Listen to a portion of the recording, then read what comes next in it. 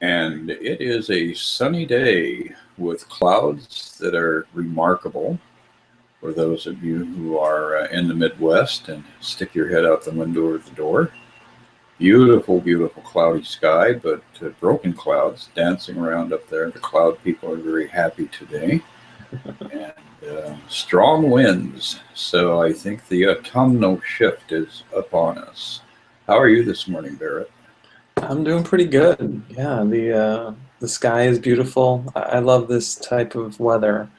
The kind of beginnings of fall where the days are mostly sunny and even there's a cool nip in the air. The beginning of this week we started off with highs in the 70s and now we're down to I think high around 60 today they said. So it's definitely kind of get your coat out weather and I don't know, it kind of invigorates me. I always like that.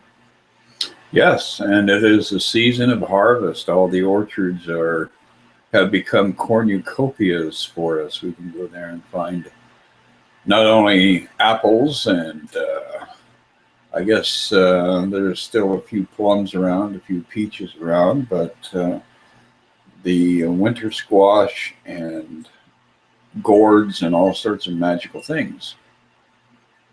And of course, at the center of all that is the pumpkin, which is very symbolic of this season for those of us in North America. We have really raised the pumpkin to new heights as far as its visibility. We stick them on our door stoops and we carve them up and stick them in windows with candles and all sorts of magical things. Well, it reminds me of the Peanuts, Charlie Brown and all that gang. They had the great pumpkin that they were always trying to find, and the great pumpkin is coming. And it's funny how, in a sense, it takes something so simple and you elevate it to like a godlike status.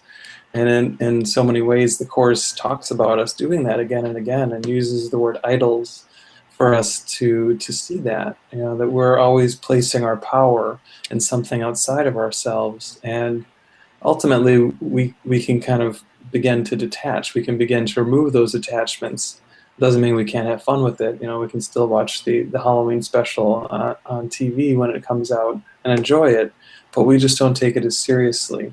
I think in that show, Linus was the one that was always expecting the great pumpkin, and he often ended up disappointed, if I remember right. And I think we can enjoy these things, and when we remove that sort of high level of expectation, then we don't have to suffer that disappointment. We don't have to go through the as deep of a low as we might have on the other side. So I think that our work always is to kind of find that level of equanimity and to bring that into our experience.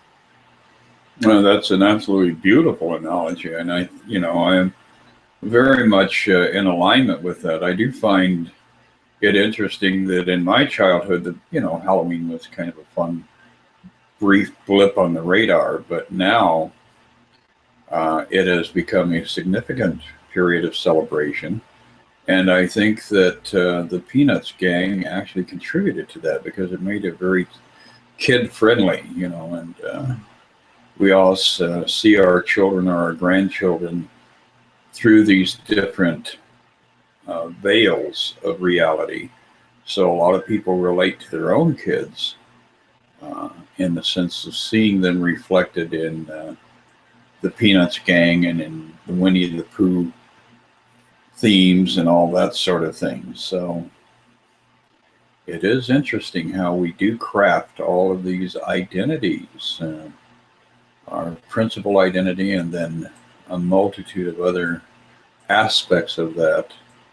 And of course, the Course puts emphasis on the fact that we do have all these layers that we're having to try to manage in order to maintain that continuity in this false identity. And at some point, perhaps the best thing to do is just let go and see what comes to the surface without our having to put effort into being who we think we should be. Yeah, it's an interesting sort of topic around the idea of duality too, because we think of Halloween, it's kind of connected to the Day of the Dead, Dia de los Muertos in Espanol. And there's sort of oftentimes a spooky or nefarious feeling to it a little bit, but then there's also this element of kind of honoring the dead. And in our culture, we've kind of translated into just wearing masks and not being afraid of a scare.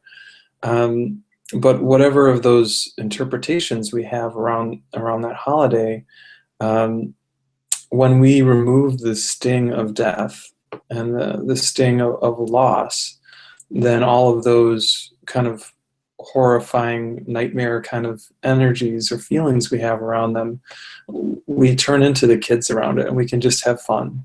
We don't have the heavy specter of grief or pain associated with what can just be enjoying some nice tiny little fun-sized Snickers bars. So Yes, or I grew up in the San Luis Valley, or at least part of my childhood was there, and it was there's an indigenous culture present there of Native America, but there was also a very, very old strain of Mexican um, presence there, and a lot of these families were 10 and 12 generations. So you find that Hispanic culture, the Mexican culture, which is very rich with tradition.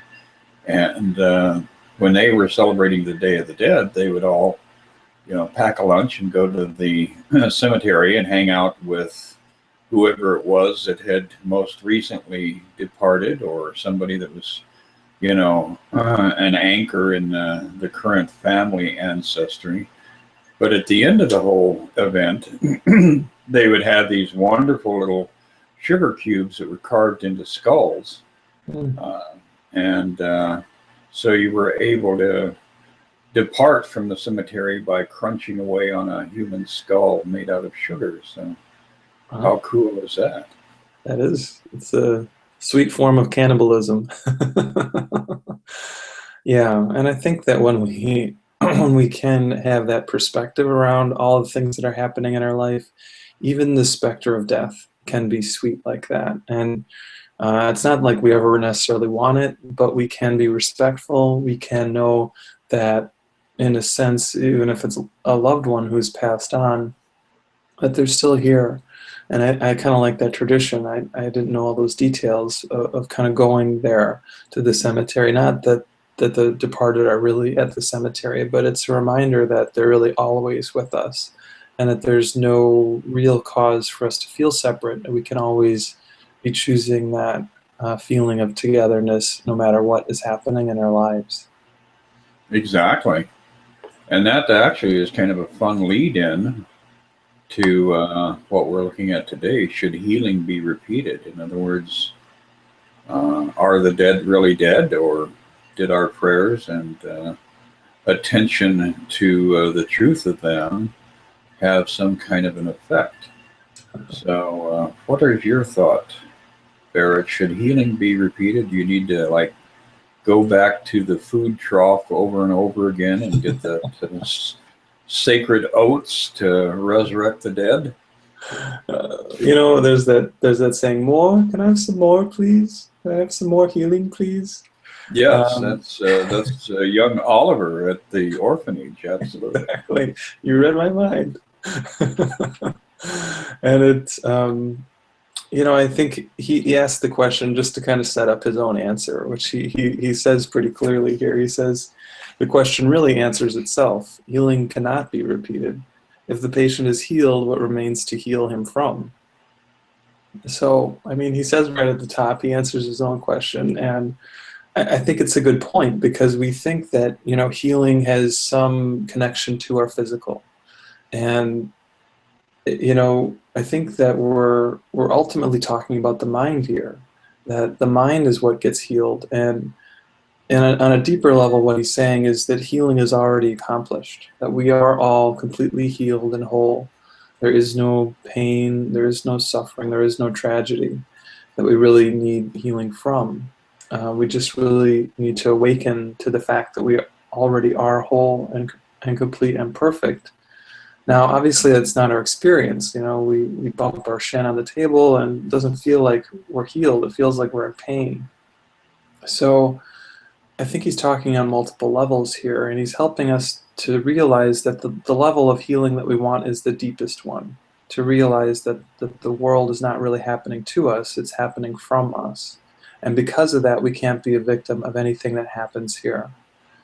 Now, the normal word, healing, the way it's normally used, it really means like we're healing the body. So, a cut heals or a wound heals. Our body mends itself. And that will happen often, and then maybe we have another problem, and then the healing will happen there too. But as we shift our identity from the body to spirit, we really come into the realization that that healing is more a recognition than an accomplishment, that it's really just remembering what is already true rather than needing to fix something that's broken. Absolutely. And, when we go on down to that second part here, this is where it gets really interesting and somewhat dynamic. He says, whenever a teacher of God has tried to be a channel for healing, he has succeeded. Should he be tempted to doubt this, he should not repeat his previous effort. That was already maximal because the Holy Spirit so accepted it and so used it. Now the teacher of God has only one course to follow. He must use his reason to tell himself that he has given the problem to one who cannot fail. And there we start to get into that space-time continuum goofiness that, what we think we see, the evidence of the senses, really obscures the reality of what is actually going on, because we are existent in a realm that is apart from time and space, but our attention is momentarily consumed by this particular cuckoo clock that is ticking off minutes and hours and days. But I have a question now for you, because again, I raised that ugly specter of space and time, and you are always telling us that it's a hologram. And I know what you mean, but some of the people who are listening may not recognize what you're trying to communicate. So explain the hologram effect, the hologram illusion. Yeah, so I'll say it a few different ways, but the first way is to realize that the time is not linear, that all of time is now. So time seems to play out from past into future. It seems like we're only at this little dot on that long line from the beginning of time till the end of time. But the truth is that whole line is actually here in this moment.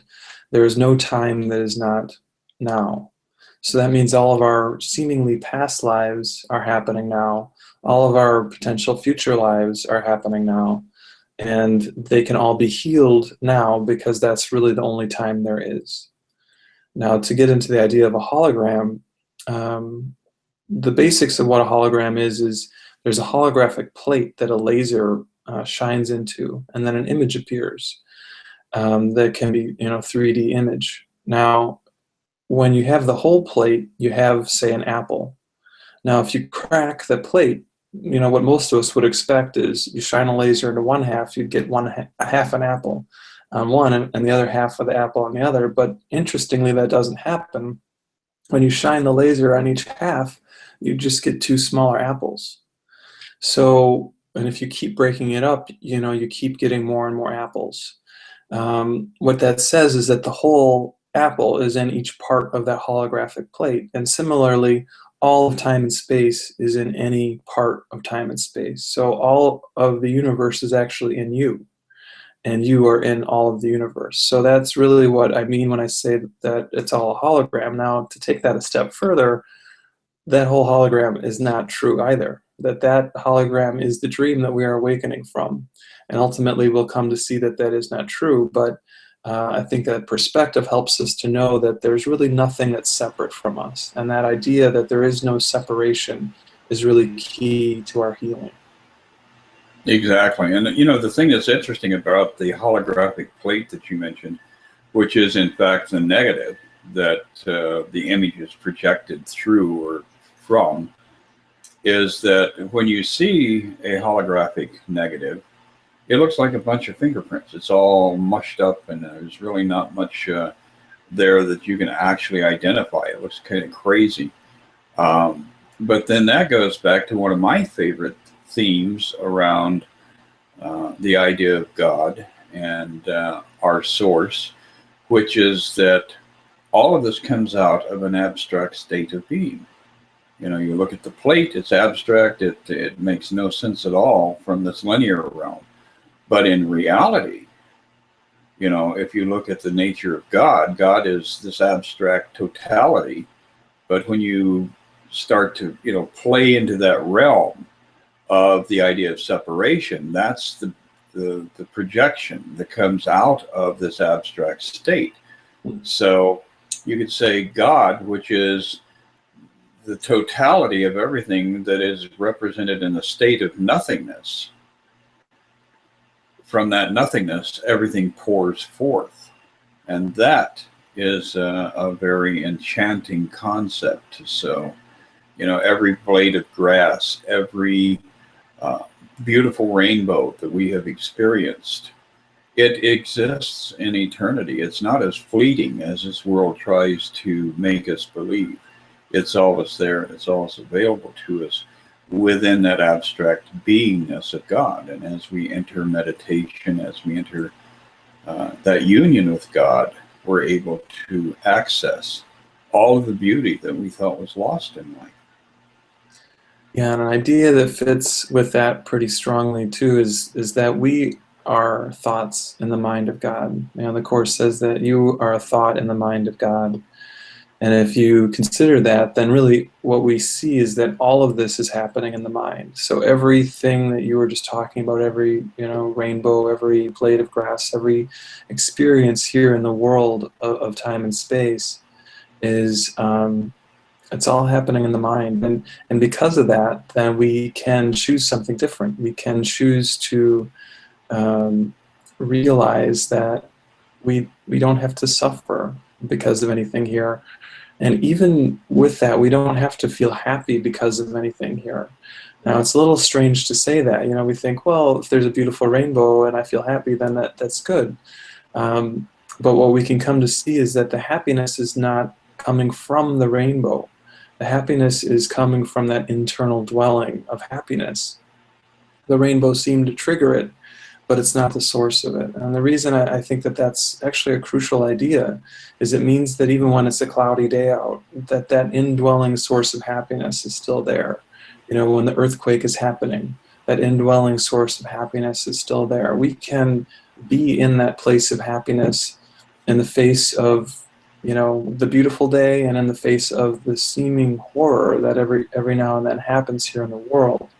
So we can take that grace with us in the face of any circumstance, and that's I think one of the biggest gifts we can get from our experience of working with the Course and undoing the fears that we have around experiencing that.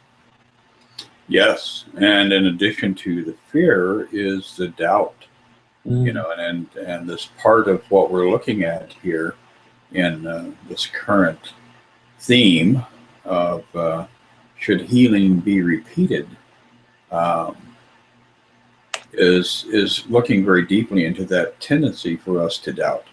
Because as we go down to section 4, it says one of the most difficult temptations to recognize is that to doubt a healing because of the appearance of continuing symptoms is a mistake in the form of a lack of trust. As such, it is an attack. Wow, that really lays it out there. I mean, we just filleted that fish and removed all the bones. Well, I like what he says right after that. He says, usually it seems to be just the opposite. You know, it does appear unreasonable at first that to be told that continued concern is attack. It has all the appearances of love. Yet love without trust is impossible, and doubt and trust cannot coexist. So he's really saying that, yeah, that we have to have that perfect faith. And ultimately, we do acquire that faith. We find that faith shows up in the face of seeming contradictions. And, I'm sure both you and I, and probably most of the people watching this, have had this experience where something happens that normally would kind of rock us or make us feel really off. And because we've kind of shifted enough, we have an experience that we're completely at peace. The circumstances look grim, everything seems to not be right, but within there's like, okay, so what? This is just the next step. And it's kind of an amazing thing. So I just wanted to acknowledge that and really point that out, that we can have that experience in the face of really challenging circumstances.